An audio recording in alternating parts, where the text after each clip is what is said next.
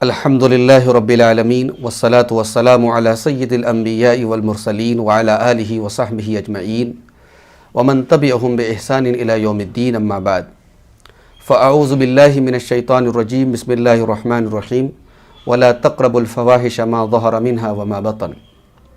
محترم ناظرین، معاشرہ جیسے جیسے ترقی کر رہا ہے اور سائنس اور ٹیکنالوجی کے میدان میں ہم آگے بڑھ رہے ہیں اور سو کالڈ ہم بہت مہذب ہو رہے ہیں، ماڈرن ہو رہے ہیں، اسی طریقے سے سماج کے اندر جو اخلاقی قدریں ہیں وہ زوال پذیر ہو رہی ہیں، وہ برباد ہو رہی ہیں، ختم ہو رہی ہیں۔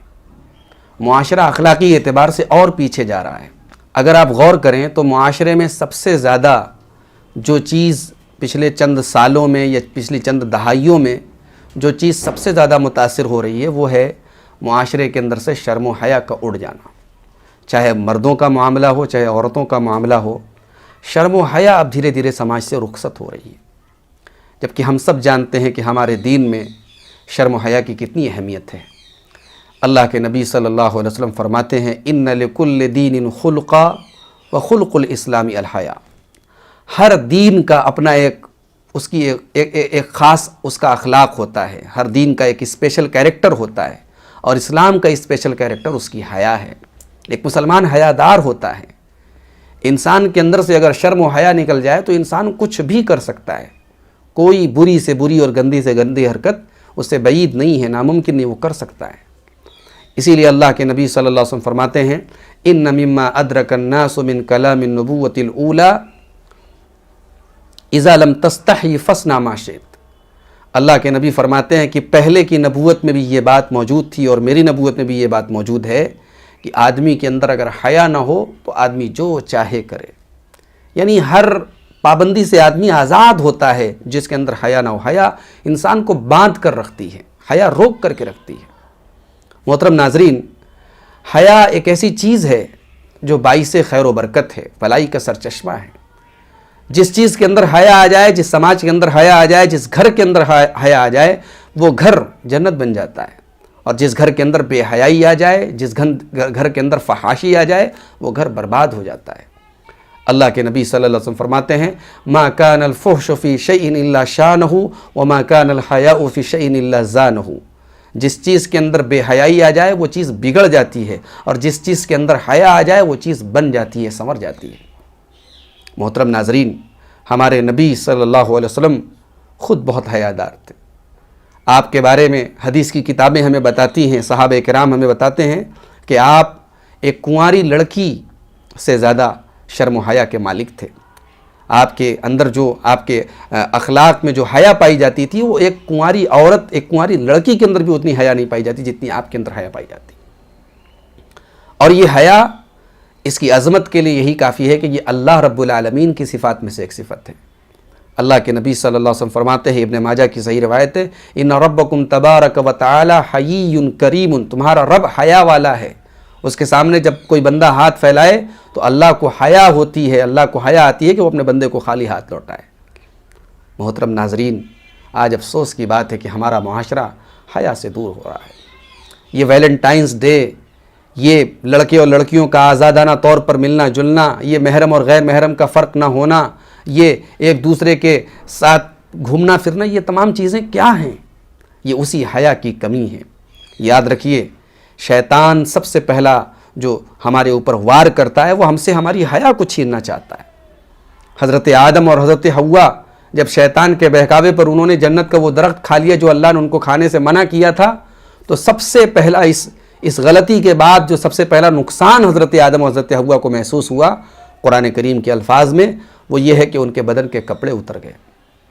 بدن کے کپڑے اتر گئے، دونوں ننگے ہو گئے، دونوں کی شرمگاہیں نظر آنے لگیں، اور فوراً جو فطری شرم و حیا تھی حضرت آدم اور حضرت حوا کے اندر، اس شرم و حیا کی وجہ سے دونوں نے جنت کے درختوں کے پتے لے کر اپنی شرمگاہوں کو چھپانا شروع کر دیا۔ سورہ اعراف میں اللہ تعالیٰ نے یہ واقعہ بیان کرنے کے بعد فرمایا یا بنی آدم لا یفتننکم الشیطان کما اخرج ابویکم من الجنہ ینزع عنہما لباسہما لیریہما سوآتہما۔ اے آدم کی اولاد، دیکھو شیطان تمہیں فتنے میں نہ ڈال دے، شیطان تمہیں گمراہ نہ کر دے جس طریقے سے اس نے تمہارے ماں باپ حضرت آدم اور حضرت حوا کو جنت سے نکلوایا، تاکہ ان کے کپڑے ان کے بدن سے اتروا کر کے انہیں ایک دوسرے کی شرمگاہ دیکھنے پر مجبور کرے۔ محترم ناظرین، شیطان ہمیں بے شرم بنانا چاہتا ہے، شیطان ہمیں بے حیا بنانا چاہتا ہے، اور ہمارا رب ہمیں حیادار دیکھنا چاہتا ہے۔ ہمارا رب ہم سے حیا چاہتا ہے، ہمارا رب چاہتا ہے کہ ہم حیادار بنیں، اور یہی وجہ ہے کہ ہماری شریعت میں ہر اس کام سے منع کیا گیا جس کے اندر بے حیائی اور ننگا پن اور عریانیت اور فحاشی پائی جاتی ہو، اور حیا کو پروموٹ کیا گیا، حیا کا حکم دیا گیا۔ حیا کوئی ایسی چیز نہیں ہے جو صرف دل کے اندر رہے، ہماری ایکٹیویٹیز سے، ہمارے عمل سے بھی حیا ظاہر ہونی چاہیے۔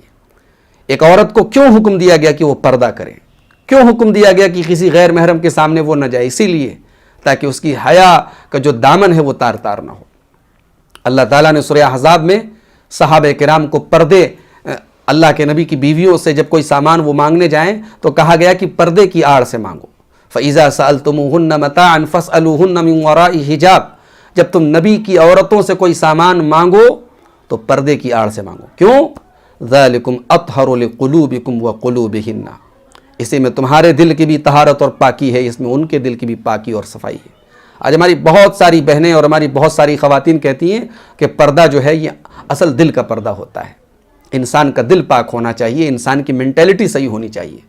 قرآن کریم کی یہ آیت ایسی سوچ کے اور ایسی ذہنیت کی تردید کرتی ہے۔ قرآن کریم کی یہ آیت بتاتی ہے کہ اگر آپ کے گھر میں پردہ نہیں ہے، اگر آپ کی آنکھوں میں شرم و حیا نہیں ہے، تو آپ لاکھ دعویٰ کریں کہ آپ کی مینٹیلٹی صحیح ہے، آپ کی مینٹیلٹی صحیح نہیں ہے۔ محترم ناظرین، اسی حیا کے وصف کو ہمارے اندر پیدا کرنے کے لیے مومن مردوں کو بھی حکم دیا گیا اور مومن عورتوں کو بھی حکم دیا گیا کہ وہ اپنی نگاہوں کو نیچی رکھیں۔ اللہ تعالیٰ فرماتا ہے سورۃ النور کے اندر، قُل لِّلْمُؤْمِنِينَ يَغُضُّوا مِنْ أَبْصَارِهِمْ وَيَحْفَظُوا فُرُوجَهُمْ، اے نبی آپ کہہ دیجئے مومن مردوں سے کہ وہ اپنی نگاہوں کو نیچی رکھیں اور اپنی شرمگاہوں کی حفاظت کریں۔ اور آگے مومن عورتوں سے بھی کہا گیا، وَقُل لِّلْمُؤْمِنَاتِ يَغْضُضْنَ مِنْ أَبْصَارِهِنَّ وَيَحْفَظْنَ فُرُوجَهُنَّ، اے نبی آپ مومنہ عورتوں سے بھی کہہ دیں کہ وہ اپنی شرمگاہوں کی حفاظت کریں اور اپنی نظروں کو جھکا کر کے رکھیں۔ اور آگے پردے کا بھی حکم دیا گیا۔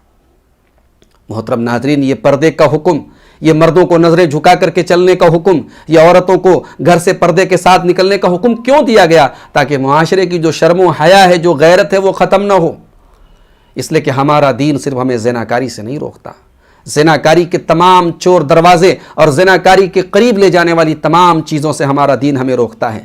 رب العالمین قرآن کریم میں کہتا ہے، وَلَا تَقْرَبُوا الزِّنَا إِنَّهُ كَانَ فَاحِشَةً وَسَاءَ سَبِيلًا، زنا کے قریب نہ جاؤ، یہ بڑا ہی فحش اور بڑا ہی گندا کام ہے اور بڑا ہی برا راستہ ہے۔ کیوں کہا اللہ کے رسول صلی اللہ علیہ وسلم نے کہ لا يخلون رجل بامرأة، خبردار کوئی مرد کسی عورت کے ساتھ خلوت نہ اختیار کرے، ایک غیر محرم عورت کے ساتھ تنہائی اختیار نہ کرے۔ کیوں کہا آپ نے؟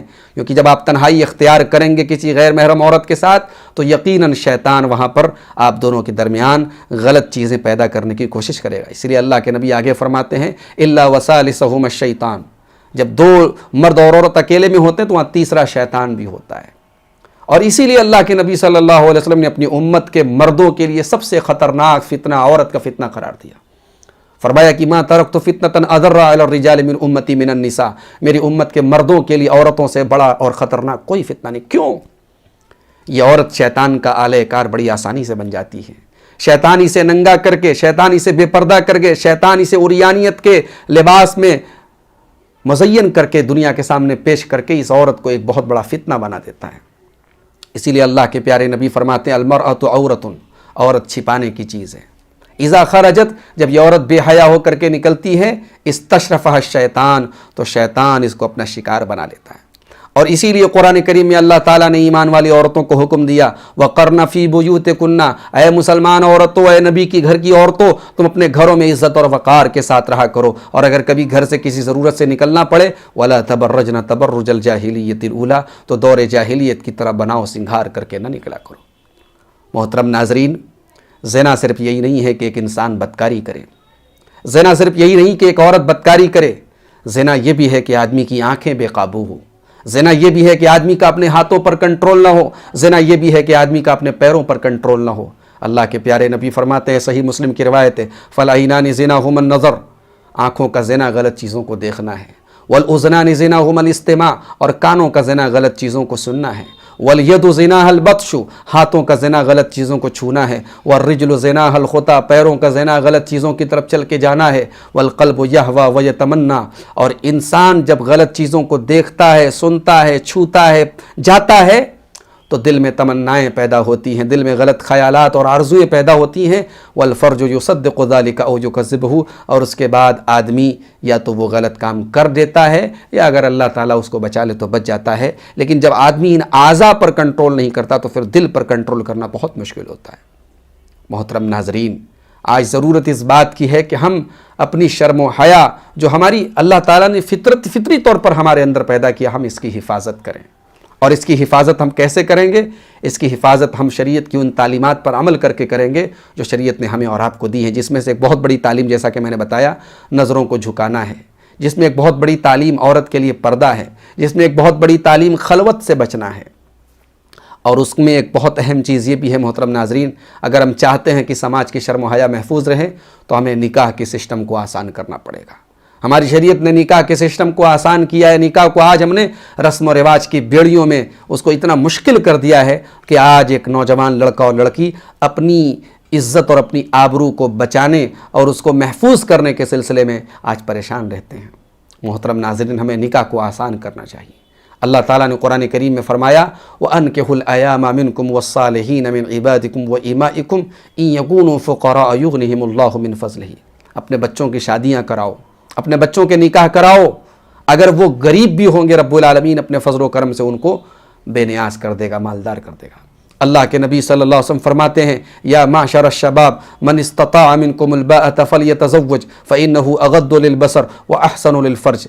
ऐ नौजवानों, अगर तुम में से कोई शादी की ताकत रखता है जिस्मानी तौर पर और माली तौर पर, तो वो ज़रूर शादी कर ले। उससे निगाहें झुक जाती हैं और आदमी की शर्मगाह महफूज रहती है। आज हमारे घरों का हाल क्या है? हमारी बहनों के पहनावे कैसे हैं? आज नौजवान लड़कियों को छोड़ दीजिए, उम्र दराज औरतें समाज की एक बड़ी ही तकलीफ दे पहलू में बयान कर रहा हूँ मेरे भाइयों, कि आज उम्र दराज औरतें भी ऐसे पहनावे और ऐसे कपड़े पहन रही हैं जो हरगिज़ उन्हें ज़ेब नहीं देता, जिनका काम था कि वो अपने घर की जवान बेटियों को समझाएं जो 40 और 50 साल पार हो चुकी हैं, जो पोते पोतियाँ वाली और नवासियाँ वाली हो चुकी हैं। आज ऐसी औरतों के कपड़े से भी बेहयाई झलक रही है। याद रखें मोहतरम नाजरीन, ऐसी औरतें जो अपने कपड़ों के सिलसिले में एहतियात नहीं करती, जिनका कपड़ा पहनने के बावजूद उनके जिस्म के आज़ा नज़र आते हैं। अल्लाह के नबी ने लानत की है ऐसी औरतों के ऊपर। अल्लाह के नबी ने ऐसी औरतों को जहन्नमी करार दिया है। सही मुस्लिम की रिवायत है, अल्लाह के नबी फरमाते हैं कि ऐसी औरतें जहन्नम में जाएंगी। व निसाउन कासियातुन आरियातुन मुमीलातुन माइलातुन। आपने फरमाया कि ऐसी औरतें जो कपड़ा पहन करके नंगी होंगी, जो दूसरों को अपनी तरफ माइल करने वाली होंगी, जिनकी चाल में बेहयाई पाई जा रही होगी। रुऊसुहुन्न कास्निमतिल बुख्तिल माइला, और जिनके सरों के हेयर स्टाइल जो है बुख्ती ऊँटों के कुहान के मानिंद होंगे। आपने फरमाया ला यदखुलनल जन्ना, ऐसी औरतें जन्नत में जाना तो बहुत दूर की बात है। वला यजिदना रीहा, ऐसी औरतें जन्नत की खुशबू भी नहीं पाएंगी। मोहतरम नाजरीन, मेरी मोहतरम माओ बहनों, क्या अल्लाह के नबी की ये हदीसें हमें दावत अमल नहीं दे रही हैं? आज हमारा समाज आप देखें, वैलेंटाइंस डे अभी गुजरा है, 14 तारीख फरवरी की हमारे सामने है। एक बड़ी तादाद में बदकारी करने वालों में हमारे मुस्लिम समाज के लड़के और लड़कियां भी शामिल हैं। उनके गार्जियन कहाँ गए? उनके माँ बाप कहाँ गए? उनके भाई कहाँ गए? मैं अपने नौजवानों से कहना चाहता हूँ कि अगर ये वैलेंटाइंस डे मनाना और ये बदकारी अगर कोई सही अमल है, और आप जिनको अपनी गर्लफ्रेंड कहते हैं उनको जा करके आप फूल दे रहे हैं, आप उनको तोहफे तहफ़ दे रहे हैं, अगर ये कोई सही अमल है, तो आपकी बहन जब वो तोहफे तहफ़ लाती है तो आपको बुरा क्यों लगता है? इसका मतलब कि आप उसे गलत समझते हैं और अपनी गैरत पर एक हमला समझते हैं। आप जिस लड़की के साथ वो गलत काम करें, वो भी तो किसी की बहन है, वो भी तो किसी की बेटी है। मोहतरम नाजरीन, आइए अल्लाह से दुआ करें, रब्बुल आलमीन हमें इन बेहयाइयों से बचा करके रखे। रब्बुल आलमीन हमारे नौजवानों की हिफाजत करे। रब्बुल आलमीन हमें अपने बच्चों की सही तरबियत करने की तौफीक अता फरमाए। हमें हज़रत ज़करिया के जैसा जज्बा दे। हज़रत ज़करिया हज़रत मरियम के मुरब्बी और गार्जियन थे। हज़रत मरियम के पास बेमौसम का फल देखा तो पूछा कि अन्ना लकी हादा या मरियम, ऐ मरियम ये फल कहाँ से आया? ये फल कहाँ से आया? एक मुरब्बी और एक गार्जियन की जिम्मेदारी है, वो जिसकी तरबियत कर रहा है, जिसकी परवरिश कर रहा है, उससे पूछे کہ تم کہاں جا رہے ہو، کیوں ایسا عمل کر رہے ہو، اس کو ڈائریکشن دے، اس کو نصیحت کرے، اس کو غلط اور صحیح کا فرق بتائے۔ یہ ایک ماں باپ کی، ایک بھائی کی، ایک بہن کی، ایک گارجین کی ذمہ داری ہے محترم ناظرین۔ رب العالمین ہمیں اس ذمہ داری کو پورا کرنے کی توفیق عطا فرمائے، جب تک دنیا میں زندہ رکھے، اسلام پر زندہ رکھے اور خاتمہ ہم سب کا ایمان پر ہو، آمین۔ وآخر دعوانا ان الحمد للہ رب العالمین۔ السلام علیکم ورحمۃ اللہ وبرکاتہ۔